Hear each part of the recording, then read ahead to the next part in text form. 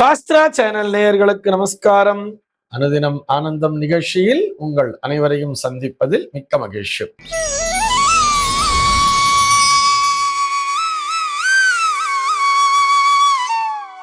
இன்று 8/5/2026 இந்த நாள் குறித்து பஞ்சாங்கம் என்ன சொல்றதுன்னு பார்க்கலாம் வாங்கும். இன்றைய தினம் பராபவ வருடம் சித்திரை மாதம் 25ஆம் தேதி வெள்ளிக்கிழமை. திதி பார்த்தோம்னா தேய்விரை ஷஷ்டி திதி மதியம் 12:22 வரைக்கும் இருக்கு. அதனைத் தொடர்ந்து தேய்விரை சப்தமி திதியானது வந்து விடுகிறது. இன்னைக்கு நட்சத்திரம் பார்த்தோம்னா உத்ராடம் நட்சத்திரம் இரவு 9:18 வரைக்கும் இருக்கு. அதனைத் தொடர்ந்து திருவோணம் நட்சத்திரம் என்பதும் வந்து விடுகிறது. இரவு 9:18 வரை, அதாவது உத்ராடம் நட்சத்திரம் இருக்கின்ற வரை இந்த நாளானது ஒரு சித்த யோகம் கூடிய நாளாக இருக்கிறது. அதனைத் தொடர்ந்து மரண யோகம் என்பதும் வந்து விடுகிறது. இது போக பஞ்சாங்கத்திலே வரக்கூடிய யோகம் அப்படின்னு சொல்லி பார்த்தோம்னா இன்றைக்கு சுபம் அப்படிங்கிற ஒரு நாம யோகத்தை கொடுத்திருக்கா. கரணம் பார்த்தோம்னா வாணிஜை அப்படிங்கிற ஒரு கரணத்தை கொடுத்திருக்கா. இந்த நாளானது ஒரு மேல் நோக்கு நாளாக அமைந்திருக்கிறது. இன்னைக்கு என்ன ஸ்பெஷல் அப்படின்னு சொல்லி பார்த்தோம்னா இன்றைய தினம் ஒரு தேய்பிரை சுப முகூர்த்த நாளாக அமைந்திருக்கிறது. இந்த கத்திரி, அதாவது இந்த அக்னி நட்சத்திர தோஷ காலத்திலே செய்ய வேண்டிய விஷயங்கள் தவிர்த்து மற்ற அனைத்து விதமான சுப நிகழ்ச்சிகளையும் செய்வதற்கு உகந்த நாளாகவே இந்த நாளானது அமைந்திருக்கிறது.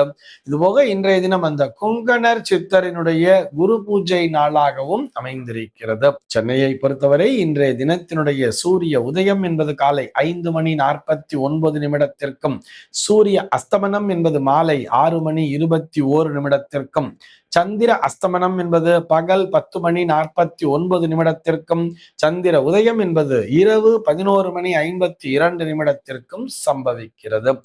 நல்ல நேரம் பார்த்தோம்னா இன்றைய தினம் காலை 7 மணி முதல் 8 மணி வரையிலும், மதியம் 1 மணி முதல் 2 மணி வரையிலும் நல்ல நேரமே.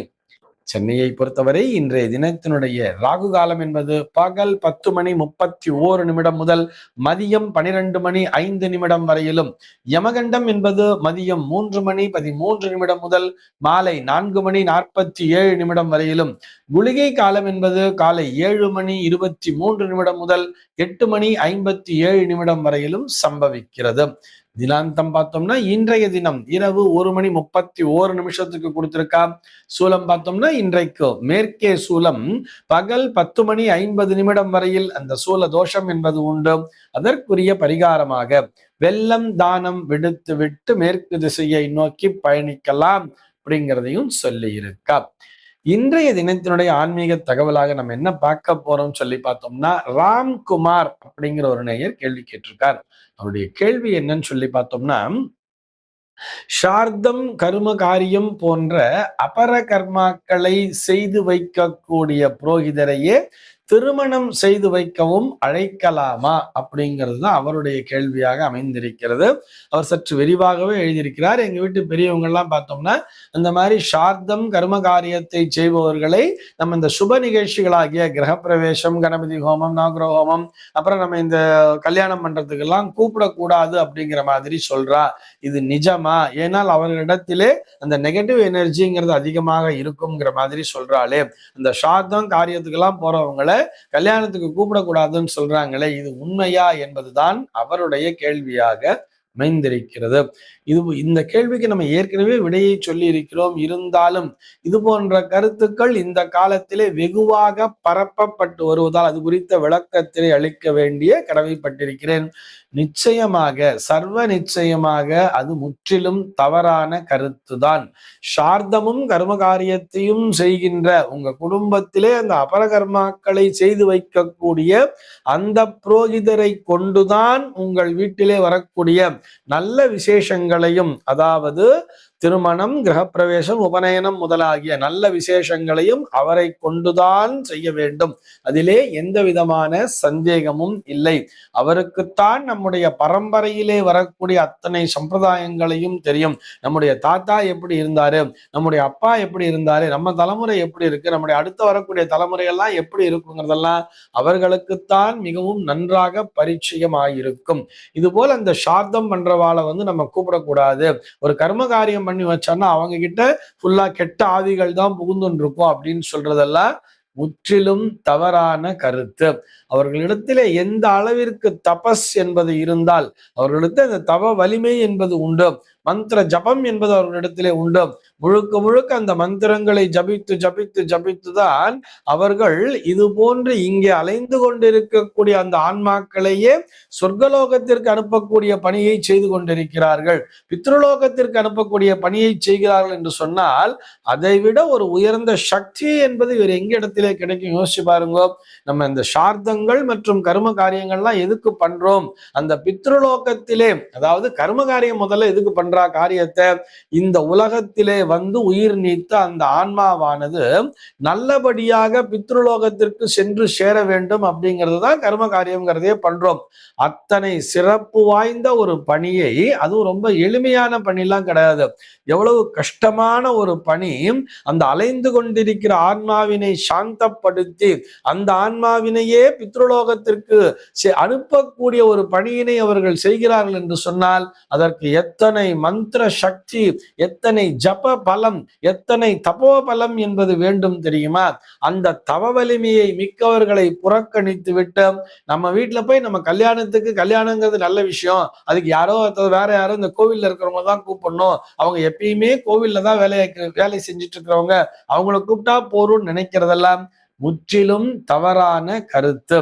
ஆலயத்திலே இருப்பவர்கள் ஆலய அர்ச்சகர்கள், அவர்கள் ஆகமத்தை பயின்றவர்கள். அது சைவாகமமாகட்டும் அல்லது வைணவாகமாகட்டும், அவர்கள் ஆலயத்திலே ஆலயத்தினுடைய பணிகளுக்காக இறைவனுக்குரிய கைங்கரியங்களை செய்வதற்காக தங்களை அர்ப்பணித்துக் கொண்டவர்கள். அவர்கள் அவர்களுடைய பணியினை செய்து கொண்டிருக்கிறார்கள். அவங்கள போய் டிஸ்டர்ப் பண்ணி எங்க வீட்டு விசேஷத்துக்கு வாங்கோ, எங்க வீட்டு கிரகப்பிரவேசம் பண்ணுவீங்கோ, எங்க வீட்டு கல்யாணத்தை பண்ணுவீங்கன்னு கூப்பிடுறதை விட உங்களுடைய குடும்பத்திற்கு என்று ஒரு புரோகிதர் அல்லது ஒரு சாஸ்திரிகளை வைத்திருப்பீர்கள் அல்லவா, அவர்களை கொண்டுதான் நீங்கள் இது போன்ற விஷயங்களை, நம்முடைய தனிப்பட்ட விஷயங்களை நடத்தி கொள்ள வேண்டும். அது சுப நிகழ்ச்சிகளாக இருந்தாலும் சரி, அசுப நிகழ்ச்சிகளாக இருந்தாலும் சரி, குடும்பத்திற்கு என்று ஒரு புரோகிதரை தனியாக நியமித்துக் கொண்டிருக்க வேண்டும். அவர்தான் உங்கள் வீட்டிலே, அதாவது மீண்டும் ஒரு முறை வலியுறுத்தி சொல்கிறேன், உங்கள் வீட்டிலே உங்களுடைய முன்னோர்களுக்கும் உங்களுடைய பித்ருக்களுக்கும் அந்த சார்த்தங்கள் மற்றும் கரும காரியங்களை எந்த புரோகிதர் செய்து வைக்கிறாரோ அவர்தான் உங்கள் வீட்டு திருமணத்தையும் நடத்த வேண்டும். அப்பொழுதுதான் வம்ச விருத்தி என்பது தடையில்லாமல் நல்லபடியாக நடந்து கொண்டிருக்கும். அதுதான் வீட்டு சாஸ்திரிகள் அப்படிங்கிறது அதுக்கு தான் வச்சுக்கிறது. இதுல போய் இல்ல அவர் தான் கர்மாதி பண்ணி வச்சாரு, அவர் அடிக்கடி கர்மாதிக்கெல்லாம் போயிட்டு இருக்காரு, அவரை போய் எப்படி நம்ம வீட்டு கல்யாணத்துக்கு கூப்பிடுறதுன்னு சொன்னா இங்கதான் நம்ம வந்து புரிஞ்சுக்கிறதே இல்லை. நம்ம என்ன நினைச்சுக்கிறோம்னு சொன்னா இந்த பித்ரு கர்மாக்கள் என்பதை ஒரு அசுபம் அப்படிங்கிற மாதிரி வச்சுட்டு இருக்கோம். அது நல்லது இல்லை, அது கெடுதல் அப்படிங்கிற மாதிரி நினைச்சிட்டு இருக்கோம். பித்ரு கர்மாக்களை செய்ய செய்ய செய்யத்தான் வீட்டிலே சுபம் என்பதும் நடக்கும். அதாவது இப்படி புரிஞ்சுக்கலாமே, திருமணங்கள் சொர்க்கத்தில் நிச்சயிக்கப்படுகின்றனங்கிறா. Marriages are made in heaven சொன்னா என்ன அர்த்தம்? இந்த திருமணங்களை தீர்மானிப்பதே பித்ருலோகத்திலே இருக்கக்கூடிய நம்முடைய முன்னோர்கள் தானா. அந்த முன்னோர்கள் சாந்தப்படுத்தினால் மட்டுமே, அவர்கள் சாந்தி அடைந்தால் மட்டுமே இங்கே வீட்டிலே திருமணம் என்பது நடக்கும்.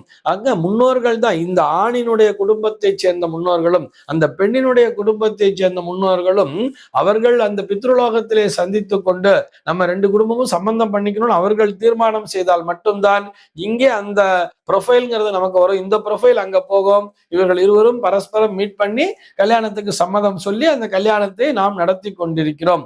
அதற்கு நன்றி செலுத்துகின்ற விதமாகத்தான் அந்த திருமண நாளிலேயே அந்த முன்னோர் வழிபாட்டினையும் மேற்கொள்கிறோம். அதாவது இந்த பிராமின் சர்க்கிள் எல்லாம் பார்த்தோம்னா முதல் நாள் விரதம் அப்படிங்கிறத வச்சுட்டு இருப்பா, அதுல நாந்தி அப்படின்னு சொல்லிட்டு இந்த முன்னோர் ஆராதனையை செய்வார்கள். நாந்தி சோபன தேவதாயேன்னு சொல்லிட்டு முன்னோர்களினுடைய ஆராதனையை செய்வார்கள். அதே இந்த நான் பிராமின்ஸ் வரும் பொழுது, அந்த அந்தணர்கள் அல்லாத மற்ற பிரிவினர்கள் பார்க்கும் பொழுது அந்த திருமணத்திலே அந்த மணவரையிலேயே 2 பானைகளை முன்னால் வைத்திருப்பார்கள். அந்த பானைகள் என்ன அப்படின்னு சொல்லி பார்த்தோம்னா, அந்த பானைகள் நிறைய வர்ணங்கள்லாம் தீட்டி வச்சிருப்பா, கலர் கலரா வச்சு அந்த பானைகளுக்கு முன்னாடி பார்த்தோம்னா மணப்பொங்கல் என்ற ஒரு நைவேத்தியத்தினை செய்வார்கள். அது என்ன அப்படின்னு சொல்லி பார்த்தோம்னா அந்த பானைகள் தான் அவர்களுடைய முன்னோர்கள். ஆக அந்த மணவரையிலேயே அவர்கள் முன்னோர் வழிபாட்டினை செய்து விட்டுத்தான் அந்த மணவரையிலே வந்து உட்காருகிறார்கள். அவர்களுடைய முன்னிலையில் தான் மாங்கல்ய தாரணம் என்பது என்பதும் நடக்கிறது. அந்த மாங்கல்ய தானம் நடந்த பிற்பாடு அந்த முன்னோர்களையும் சேர்த்துத்தான் அவர்கள் வலம் வந்து வணங்குகிறார்கள் என்று சொன்னால், அந்த முன்னோர் வழிபாட்டிலேயே நாம் மனவரையிலேயே மேற்கொள்கிறோம் என்று சொன்னால், அப்பொழுது அந்த சார்த்தம் மற்றும் அந்த கர்ம காரியத்தை செய்த அந்த புரோகிதர் தானே திருமணத்தையும் நடத்தி வைக்க வேண்டும். அப்படித்தானே நம்முடைய சாஸ்திர சம்பிரதாயங்கள் சொல்கிறது. ஆக இதில் எந்த விதமான சந்தேகமும் இல்லாமல் இந்த சார்த்தம் மற்றும் கர்ம காரியங்களை எந்த புரோகிதர் உங்களுடைய குடும்பத்திலே செய்து வைக்கிறாரோ அவரை கொண்டுதான் உங்களுடைய குடும்பத்திலே கிரகப்பிரவேசம், கல்யாணம் முதலான சுப நிகழ்ச்சிகளையும் செய்ய வேண்டும். அப்பொழுதுதான் வம்சம் என்பது விருத்திக்கும் வரும். இந்த தகவலோடு இன்றைய தினம் உங்களிடமிருந்து நான் விடைபெற்றுக் கொள்கிறேன். மீண்டும் உங்கள் அனைவரையும் நாளைய தினம் ஒரு புதிய தகவலோடு சந்திக்கிறேன். அன்பர்கள் அனைவருக்கும் அனுதினமும் ஆனந்தமாய் அமைய பிரார்த்திக்கிறேன்.